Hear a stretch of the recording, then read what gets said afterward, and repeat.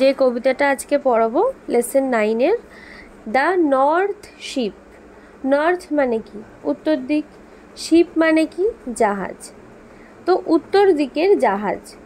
এই কবিতাটা লিখেছেন কে? ফিলিপ আর্থার লার্কিন, যার জন্ম 1922 সালে, মৃত্যু 1985-তে।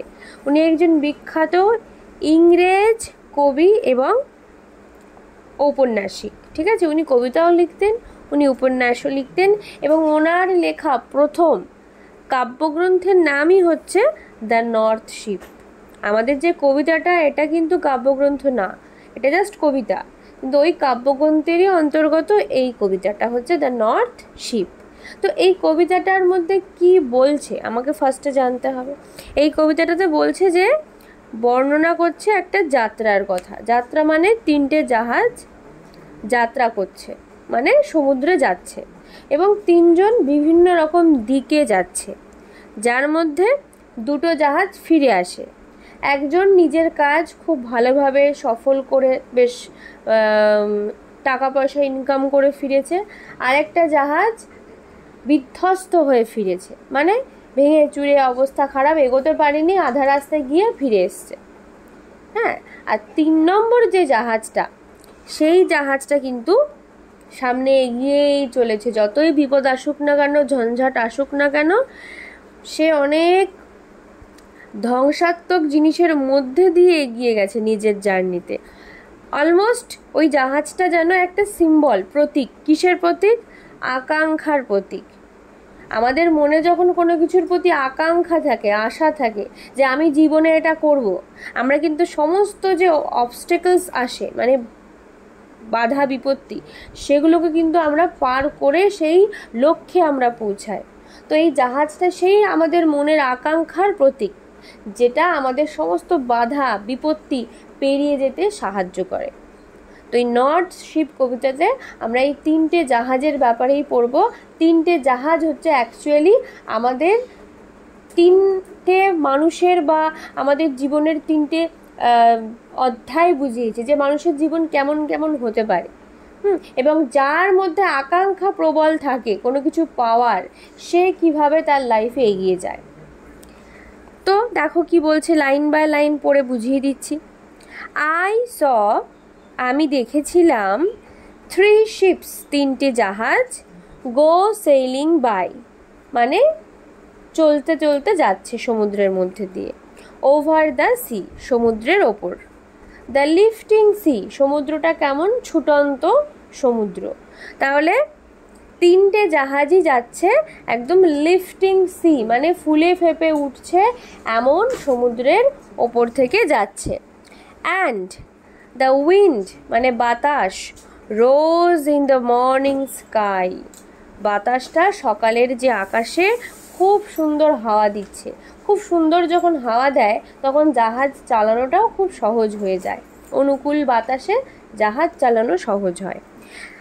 অ্যান্ড ওয়ান, এখানে ওয়ান মানে একটা জাহাজ, 3টের মধ্যে একটা জাহাজ, ওয়াজ রিগড, ওকে সাজানো হয়েছিল, ফর এ লং জার্নি, অনেক লম্বা যাত্রা করার জন্যই ওকে সাজানো হয়েছিল।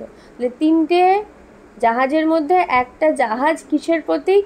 সেই সমস্ত মানুষের প্রতীক যারা জীবনে অনেক বড় কিছু করতে চায় এবং তার জন্য যে কোনো বাধা বিপত্তিও সে চুপচাপ সহ্য করতে পারে। তো সেই জাহাজটাকে অনেক লং জার্নি করার জন্য সাজানো হয়েছিল। দ্য ফার্স্ট শিপ, প্রথম জাহাজটা, turned towards the west, west মানে পশ্চিম দিক। তাহলে 3টে জাহাজের মধ্যে প্রথম জাহাজটা কোন দিকে যাবে? ওয়েস্ট মানে পশ্চিম দিকে যাবে। Over the sea, the running sea, কেমন সমুদ্রের ওপর থেকে যাবে? Running C. রানিং মানে যেখানে খুব স্রোত হয়, খুব চলন্ত স্রোত, যেদিকে আমি যাব স্রোতও সেদিকে দিচ্ছে, আমার যেতে সুবিধা হবে না অসুবিধা হবে? স্রোতও যাচ্ছে পশ্চিম দিকে, আমিও যাচ্ছি পশ্চিম দিকে, সুবিধাই হবে।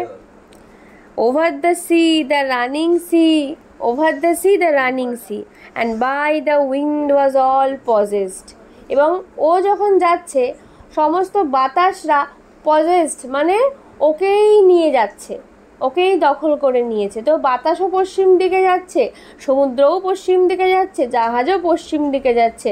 তাহলে এই জাহাজটার সুবিধা না অসুবিধা হবে? ভীষণ সুবিধা। মানে এ হচ্ছে সেই মানুষ যার জীবনে সবই খুব আরামসে হয়ে যায়। হ্যাঁ, খুব লাকি পিপল, এবং তার হয়তো জন্ম একটা এমন মানুষের একটা প্রতীক এই জাহাজটা, যে এমন একটা মানুষ যে সেই সিলভার স্পুন নিয়ে জন্মগ্রহণ করেছে, মানে ভালো পরিবারে ভালো সুযোগ পাচ্ছে, অনেক হেল্প পাচ্ছে। যারা অলরেডি খুব ধনী পরিবারে জন্মায় তাদের কিন্তু কেরিয়ার নিয়ে যদি কোনো ইচ্ছা থাকে, সেটা কিন্তু কখনোই এমন হয় না যে অপূর্ণ থাকে। আমি ক্রিকেটার হতে চাই, তার জন্য তার বাবা মা বা তার পরিবার আপ্রাণ চেষ্টা করবে যাতে সে সমস্ত রকম সুবিধা পায়, তাই না? কিন্তু একজন গরিব পরিবারের মানুষের ছেলের যদি এই ইচ্ছা হয়, তারা কিন্তু সবসময় অত কিছু টাকা পয়সা দিয়ে শেখাতে পারে না, সব সময় আর কি। অনেকে চেষ্টা করে, বাট মোস্টলি হয় না। সেম এখানেও তাই হচ্ছে। অ্যান্ড কোথায় চলে যায় প্রথম জাহাজটা? Carry to a rich country, একটা খুব ধনী রাজ্যে বা দেশে পৌঁছায়, যেখানে গিয়ে বিজনেস করবে। আর এখানে কি বলতে চাইছে অ্যাকচুয়ালি রিচ কান্ট্রি বলতে, যে সেই মানুষটা যে সমস্ত সুযোগ সুবিধা পাচ্ছে, সে একটা ভালো জায়গায় এমনিই পৌঁছে যায়। নেক্সট আরেকটা জাহাজের কথা বলছে, দ্য সেকেন্ড, 2 নাম্বার জাহাজ। টার্নড টুয়ার্ডস দ্য ইস্ট, এ যাচ্ছে পূর্ব দিকে। Over the sea, the quaking sea. Quaking sea মানে কি? কোয়েকিং মানে হচ্ছে ভীষণ সে কি বলবো, স্টিয়ারিং, একদম খতরনাক সমুদ্রের মধ্যে দিয়ে যাচ্ছে। হ্যাঁ, তাহলে এর যাত্রাটা কেমন? সুবিধার না অসুবিধার? অসুবিধার, কারণ সমুদ্র ওর সঙ্গে তাল দিচ্ছে না। অর্থাৎ এমন একটা মানুষ যে লাইফে কিছু করতে চায়, কিন্তু তার পরিস্থিতি তাকে সাথ দেয় না। And the wind hunted it like a beast, এবং উইন্ড মানে ও যখন যাচ্ছে তখন বাতাস ওকে বিস্টের মতো, পশুর মতো হান্ট করছে, মানে শিকার করছে। অর্থাৎ বাতাস, ও হয়তো পূর্ব দিকে যাচ্ছে, বাতাস যাচ্ছে পশ্চিম দিকে, অর্থাৎ বাতাস ওকে সেই হাড়ে রেড়ে করে ওকে ধরে আটকে রাখছে, তোকে আমি এগোতে দেব না। তো বাতাসটা হচ্ছে সেই আমাদের লাইফের অবস্টেকেলগুলো, বাধাগুলো, যেগুলো আমাদের জীবনে এগোতে অসুবিধার সৃষ্টি করে।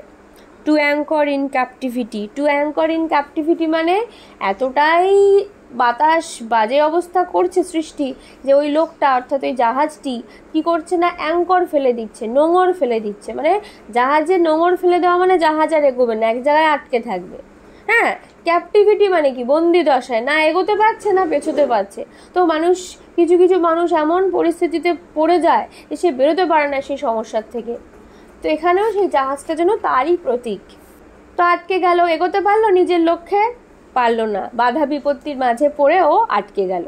আর এবার 3 নাম্বার, অর্থাৎ দ্য থার্ড শিপ, 3 নাম্বার জাহাজটা কি করছে না, ড্রোভ, ও চলে চলে যাচ্ছে টুয়ার্ড দ্য নর্থ, উত্তর দিকে। তাহলে এই কবিতাটা কত নাম্বার জাহাজকে নিয়ে লেখা? 3 নম্বর। হ্যাঁ, থার্ড শিপকে নিয়ে লেখা, কারণ এই উত্তর দিকে যাচ্ছে, এই হলো the north ship. Over the sea, the darkening sea. দেখো, দ্বিতীয় জনের অবস্থা যেরকম খারাপ, এই তৃতীয় জনের অবস্থা কিন্তু আরও খারাপ। সমুদ্র শুধু ভয়ানকই না, ডার্ক মানে কি? হ্যাঁ, মানে অতলে কি আছে দেখেই ভয় লাগবে, এত ভয়ানক সমুদ্র। আর চারিদিকেও হয়তো অন্ধকার, তাই ডার্কেনিং সি বলছে। অর্থাৎ পরিবেশে হয়তো ঝড় ফড় আসবে, ঝড় তুফান। But no breath of wind came forth. আর যখন জাহাজ যেদিকে যাচ্ছে কোনো হাওয়া বাতাসই দিচ্ছে না ঠিকঠাক, অতএব জাহাজ এগোতেই পারবে না, বা এগোলেও ভীষণ কষ্ট করে এগোতে হবে। দ্য ডেকস শোন ফ্রস্টিলি। ডেক মানে হচ্ছে জাহাজের যে পাটাতন হয়, জাহাজের যে এরকম মেঝে টাইপের, সেই পুরো জাহাজের পাটাতনে হ্যাঁ চকচক চকচক করছে। শোন মানে চকচক চকচক করছে। ফ্রস্টিলি, ফ্রস্ট মানে হচ্ছে গুঁড়ো বরফ, তো ওপর থেকে তুষারপাত হচ্ছে। তুষারপাত মানে ঠান্ডা, এক তো অন্ধকার, তার মধ্যে বাতাস নেই, তার মধ্যে আবার বরফ পড়ছে, মারাত্মক অবস্থা। তাহলে এরও তো দ্বিতীয় জনের মতো অবস্থা, বাট এ কি থেমে যাচ্ছে? অ্যাঙ্কর ফেলে দিচ্ছে, অর্থাৎ হার মানছে।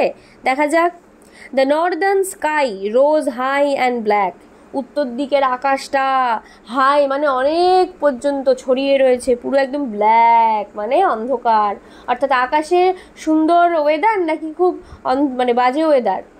খুবই বাজে ওয়েদার, যেটা ঝড় আসবে তাই অন্ধকার হয়ে আছে। Over the proud unfruitful sea, আর সমুদ্রটাকে দেখে মনে হচ্ছে খুব প্রাউড মানে গর্বিত, আর আনফ্রুটফুল মানে কি বলবো, মানে ফল প্রদানকারী নয় এমন, মানে সমুদ্রটা ভীষণ গর্বিত এবং এমন ভান করে আছে যে আমি তোমায় যেতে দেব না, আমি তোমায় আমাকে পার হতে দেব না, আমার ভীষণ ক্ষমতা, এরকম একটা সমুদ্র। East and West the ships came back. প্রথমে মনে আছে পূর্ব দিকে সেই দ্বিতীয় জাহাজটা গেল আর পশ্চিম দিকে সেই প্রথম জাহাজটা গেল, ওরা দুজনেই ফিরে এসছে, হ্যাপিলি অর আনহ্যাপিলি। খুশি হোক, একজন খুশি খুশি ফিরে এসছে আর একজন আনহ্যাপিলি মানে অখুশিভাবে। বলো তো ইস্টের জাহাজটা খুশি হয়ে ফিরে এসছে না ওয়েস্টের জাহাজটা? ওয়েস্ট যে সে প্রথম জাহাজ সে হ্যাপিলি ফিরে এসছে, আর ইস্ট যে দ্বিতীয় জাহাজ সে আনহ্যাপিলি ফিরে এসছে। বাট কিন্তু দ্য থার্ড, এই তৃতীয় জাহাজটা ওয়েন্ট ওয়াইড অ্যান্ড ফার, ভীষণ ওয়াইড মানে সে অনেক দূরে যাবে, ফার মানে ওয়াইড অ্যান্ড ফার মানে অনেক দূরে যাত্রা করবে এই পুরো ওয়াইড সমুদ্রের মধ্যে দিয়ে, চওড়া সমুদ্রের মধ্যে দিয়ে। ইনটু অ্যান আনফরগিভিং সি, এমন এক সমুদ্রের মধ্যে দিয়ে যাবে যেটা আনফরগিভিং মানে মানে কি বলবো, মায়াহীন, ঠিক আছে, সহানুভূতিহীন একটা সমুদ্র যে তোমাকে কোনোদিনই সাহায্য করবে না। আন্ডার এ ফায়ার স্পিলিং স্টার্স, আকাশের থেকে সেই ধূমকেতু উল্কাপাত হচ্ছে, ওপর থেকে আগুন পড়ছে মনে কর, হ্যাঁ উল্কাপাত হচ্ছে, এদিকে আবার অন্ধকার সেই আকাশ, সমুদ্র অবস্থা খারাপ, তার মধ্যে দিয়ে একা একা কে যাচ্ছে? এই তৃতীয় জাহাজটা। এই থেমে যাচ্ছে দ্বিতীয় জাহাজের মতো অ্যাঙ্কর ফেলছে না। And it was rigged for a long journey, এবং এই জাহাজটাই তৈরি হয়েছিল লম্বা যাত্রা করার জন্য। অর্থাৎ এই প্রথম থেকেই স্থির ছিল যে আমার লাইফে যাই আসুক, আমার পথে যাই বিপদ আসুক, আমি এগোতেই থাকবো, আমি থামবো না। তো কিছু কিছু মানুষও এমন হয় যারা জীবনে যতই বাধা বিপত্তি আসুক না কেন তাদের লক্ষ্যে তারা ঠিক পৌঁছানোর জন্য আগের থেকেই তৈরি থাকে, নিজের মনকে তৈরি রাখে। তো এই কবিতাতে এই 3 ধরনের মনের আকাঙ্ক্ষা এবং মনের আকাঙ্ক্ষা, পরিস্থিতির কথা বলছে, এবং দেখাতে যাচ্ছে যে মনে যদি তোমার প্রবল আকাঙ্ক্ষা থাকে কোনো কিছু পাওয়ার, তুমি চেষ্টা করলে সেটা পাবেই, এবং কিছু মানুষ পায় কারণ তারা এরকম কষ্ট করে এগোতে থাকে, তাই তাদের সেই সাকসেসটাও একটা সুমধুর সাকসেস হয়।